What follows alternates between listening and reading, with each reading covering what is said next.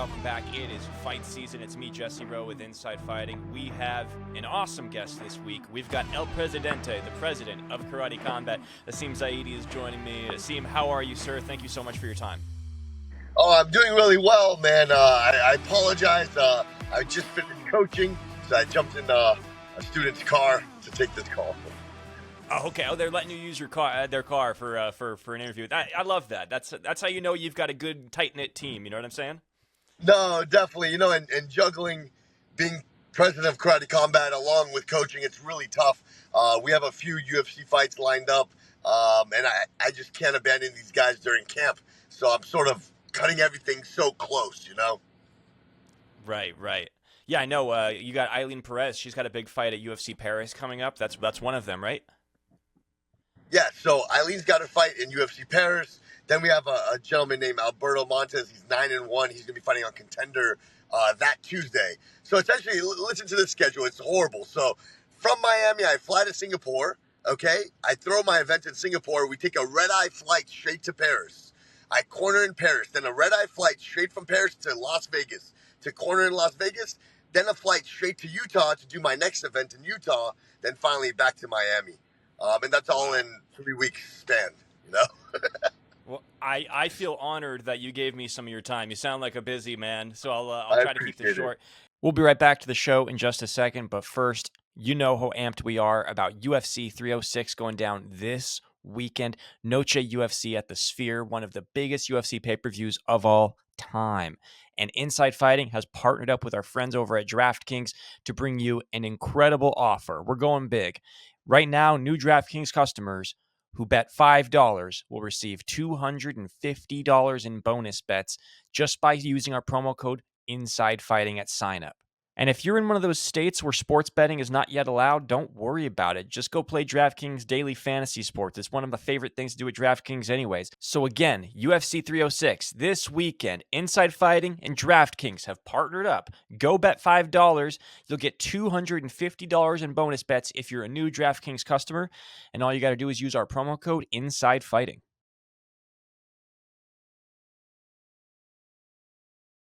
Look, everybody at this point knows why you're here. You have been sort of in the middle of a little bit of a back and forth with one championship. And before we get into it, you've got a huge event coming up, Karate Combat 49 in Singapore on September 18th.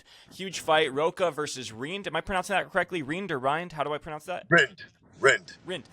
Yes. Tickets are on sale now, so if you're in Singapore, go check it out. So I just have to ask you, obviously you've posted some stuff online. You're hashtagging War on One. That is a big, you've got some beef going on with one championship. Just sort of give people a breakdown of how this started and what it is exactly that you're upset about and what your motives are behind all of this. So that is the most important question, and I think that's what people are most curious about. So unfortunately, the most viral videos on social media are the most ridiculous ones. So usually context videos don't do as well. So many of these viral videos, those comments, they're just not understanding why this is all happening. So it's very important. Let's start from the beginning, okay? Very quickly, I threw an event in Dubai, and our co-main event had a gentleman named Y2K Fairtex. Okay, amazing Muay Thai fighter. He was the captain of Muay Thai in our competition, our co-main event, really big name. And we get word back from Fairtex Gym that Chatri himself called the gym and told them, if you allow him to compete for them, we are pulling all fighters from your gym. No more opportunities for Fairtex fighters. So that was a very big threat. So Fairtex actually advised us to go to the media at that time to battle it. But honestly, man, I'm focused on myself. I'm in my own lane. Karate Combat is just blowing up. I don't feel like going to litigation with anybody, So unfortunately for Y2K, this is really bad for him. People don't understand the life of a fighter. It's really, really hard. So that gentleman didn't fight that day and hasn't fought since. Not easy to put food on your table as a fighter if you're not fighting. So honestly, it's really messed up from one championship, because at least if you're going to pull this guy out and screw me over, at least give him a fight, man. At least give him a fight. Get him active, so he can feed his family. But it is what it is. I wasn't vindictive enough to attack them yet, but it gave me, I was a little salty about it. As time passed, all these one championship fighters, including champions, former champions, and current champions, started feeding me all this information and all of this stuff and wanting to, fight for us. a lot of them wanting to leave their contracts. And I have to tell them, guys, I can't help you leave your contracts. That, first of all, it's not ethical and it's completely illegal. I can't help you in that. But their current champions are wanting to leave and fight for us. So basically, I'm signing all the former fighters. As soon as they're free agents, I tell them, guys, you have a home with us at Karate Combat. And now I'm signing all the former one championship fighters because they have some really high-level guys over there. Where this war on one started was because it was for them. I got so much news about how they're mistreating fighters. They're keeping fighters inactive in their prime years. That's the worst thing you could do to a fighter. Imagine a fighter being, late 20s, early 30s, feeling strong on a win streak, and all of a sudden he hasn't fought in 2 years. That's madness. The window for a fighter is so small. When you keep them inactive for years, you're hurting them so much. And this is their dream. God forbid, if I was ever keeping a fighter inactive for years, I would release them. A fighter of ours, by the way, the other day messaged me. It's like, hey, you don't seem too interested in rebooking me. Is it possible to release? I said, bro, no problem, man. Go ahead. It's true, and I don't want to hurt a fighter's dreams because I feel like a promoter, right, a good promoter, it should come from the heart. You should care about these fighters' dreams. You should enjoy building fighters and helping them become accomplished. I don't think that's happening over there. In my opinion, that's not happening. And in my opinion, they're destroying a lot of careers. And right now in my DMs, I have the biggest names in one championship currently that are feeding me information to help on this war on one. Well, I'm just curious. Sorry. So what are you, I guess my next question would be, have you heard anything from One Championship in the midst of all of this? Have they responded to you directly in any way? Yes. When I hinted that I was going to start this, I posted a picture and I hashtagged war on one. Within a few days, Boss Rudin called me up and was like, hey, Matt Hume wants to set up a meeting with Chatri and yourself to discuss how he can help you in Singapore, how you guys can work together, all that stuff. And I'm like, look, man, after everything we went through with them in the past, and then now what they're doing to fighters, there's just no peace here. So I literally told him, I said, we don't negotiate with terrorists. That's what I said. Wow. I hung up and I'm like, that's done. You know what I mean? So what you have to understand too is this. Maybe it's because I'm naive. Maybe it's because I'm new to the game. But if Chatri would have called me fight week and said, hey, man, it's going to hurt my business to have a Fairtex fighter as your co-main event. Can you please pull him out? I would have done it. I would have just put a clause. I would have been like, look, just give him a fight in your promotion so the guy can make money, and I'll pull him out. I don't want to hurt your promotion. There's no reason for me to do that, man. I don't want to hurt anyone. I'm new to this. I want to make friends. I want to make relationships, and I'm very good at that. I have good relationships with everyone. But you're hurting fighters. Now you're extending an olive branch because you're scared. You're trying to raise money in Qatar. You're not able to raise the money. Fighters are actively going out there pissed off. If you notice, fighters delete it really fast. But Gary Tonin the other day posted a statement. A bunch of fighters are posting statements, and all of a sudden, a couple hours later, it's deleted. But now fighters are beginning to have the courage to speak because they've had enough. So he's worried. He can't raise money. His fighters are pissed off. Now I'm bringing attention to it. Of course you want to extend the olive branch. Right. What was your thought when you heard about? Because I'm guessing you might have some thoughts on this with Reiner de Ritter and Chingiz Alizov. I think that they were having their own issues with one.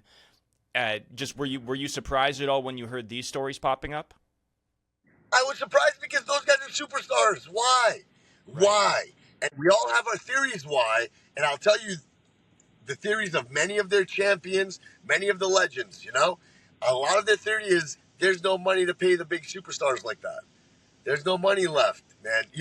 If you look online at the articles, and they're very hard to find, by the way, because One Championship is really good at flooding the internet with different articles. But if you really research and go down the rabbit hole, you'll see how much money they're losing. I believe one article reported like $400 million they've lost in the last 4 years. Those are insane numbers. So I believe they can't afford to have these guys active. And that's a problem. And that's why they're keeping them inactive rather than releasing them. Because what happens is when you release a fighter, it hurts your brand a lot. Like if it's your superstar and you let him go, think about this for a moment. Put yourself in a promoter's shoes. You're trying to raise money in Qatar. You say, I have this guy, I have that guy, I have the best strikers. Look at this guy. And you make a whole pitch deck with all your amazing superstars. And all of a sudden, all your superstars want to be released.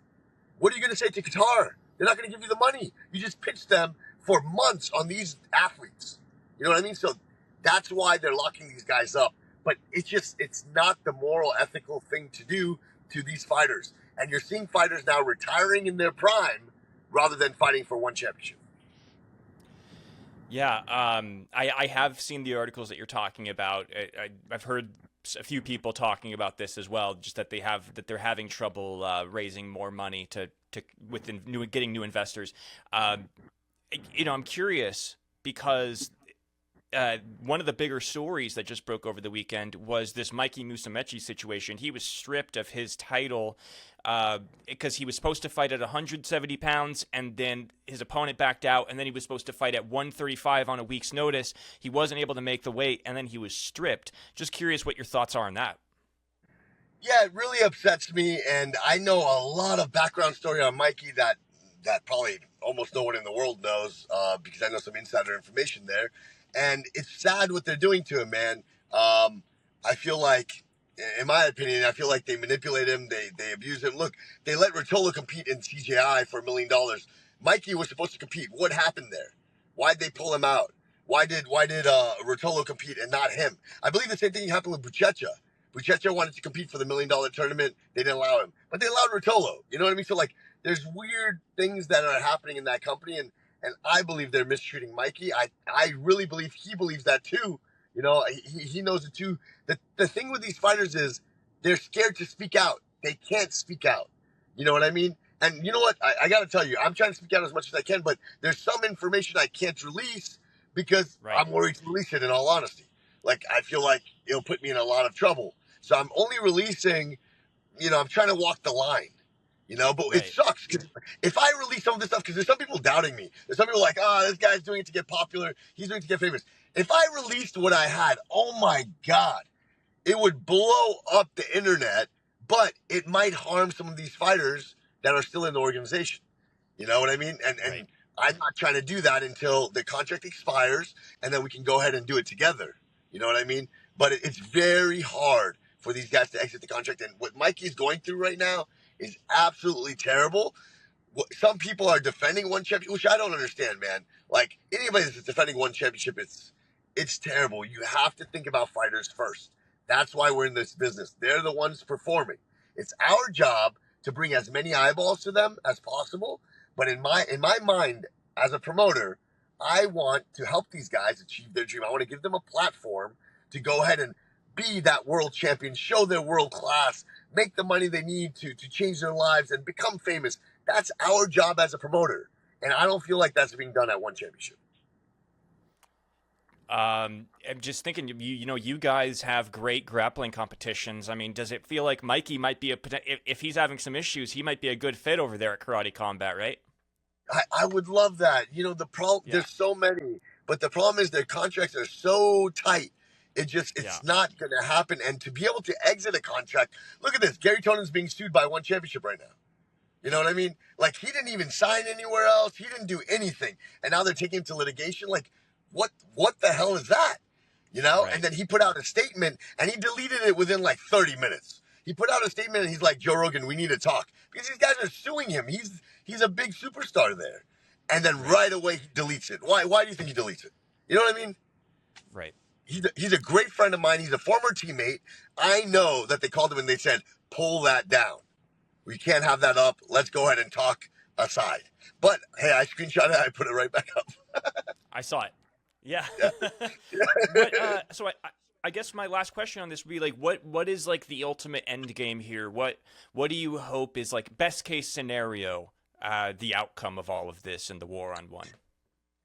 The best case scenario is that we can save these fighters so they can continue fighting, continue proving themselves to be the best in the world, and become active and have a real career that can be life-changing, that can help them throughout their family's journey, all of that stuff. And that's what I want. See, as a coach, that's what I did. As a coach, I have funded so many people to be able to stay in this country, get their visas to America. I would fund meal plans, living, food, training, all this stuff to help people accomplish their dreams. And I've done it for 5 years very successfully, where 15 guys are living in my gym. We feed them 3 meals a day, 5 days a week. And we train them, for virtually nothing, just to go ahead and they follow that American dream. That's what I did. I want to do that as a promoter. I want to go ahead and go to that side of the world, get all these one championship fighters, as soon as they're released, bring them to our league, show them how they should be treated, treat them with respect and love like they deserve, and do right by all of them. That's really the goal. And in doing that, what's amazing is in doing that, I know our roster will evolve and I'll have some of the best fighters in the world. So it does help karate combat. I'm not saying it doesn't help karate combat, but by doing the right thing, we get to help karate combat. So it's just everyone wins in this at the end. Got it. Well, hey, man, I appreciate it. I just have a few more for you here. I appreciate your time. Thank you for that. I hope everything works out just in terms of, I'm a middleman here. You know what I mean? Like I can't pick sides, but I do hope everything works out. I'm just curious, this is you've created a really interesting business model just in terms of in this MMA combat sports space. You got various disciplines. It's become an option for fighters in their post-prime careers. And, is that something that you guys target? Or obviously you want to get guys that are more in their prime, but is that kind of like your pitch to a lot of fighters who are sort of trying to figure out what they do with the second wind of their careers? So it's a combination of both. There's some fighters that fought in the UFC, and because of the rule set, like, for example, let me give you a great example, like Rafael Alves. Phenomenal fighter. To be honest, I don't know why the UFC ever released him. He missed weight a couple times. Maybe that had something to do with it. But phenomenal fighter. You know what I mean? He would get held up against the cage. Guys would stall him. He started getting tired. And then that was sort of what led to his demise, right? With us, it's a pure striking league. And that rule set allows him to really fight how he wants to fight. With the flashy kicks and the madness, no one can stall him. We have a pit. There's no fence wrestling, nothing like that to stall the guy. So now you have to fight the guy. So guys like that, we really want. So different former UFC fighters, we want them because the UFC has some of the greatest talent in the world. We're looking for the top strikers that maybe went to UFC.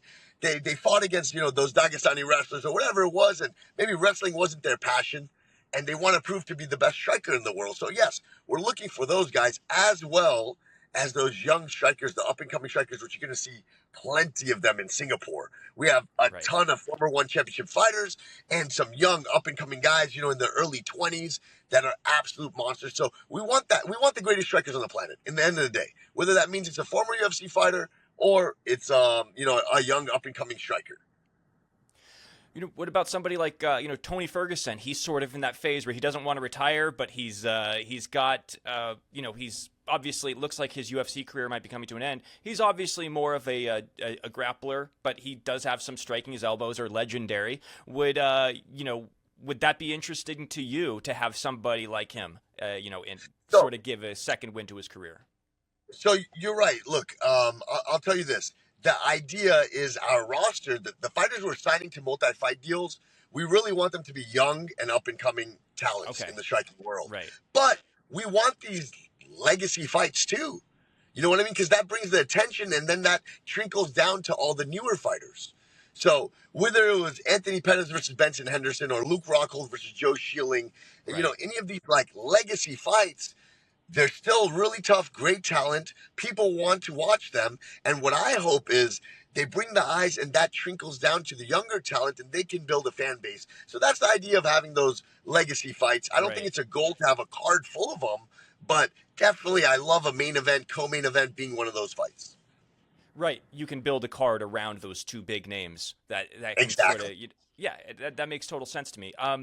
Well, hey, I'm very excited for this Singapore event.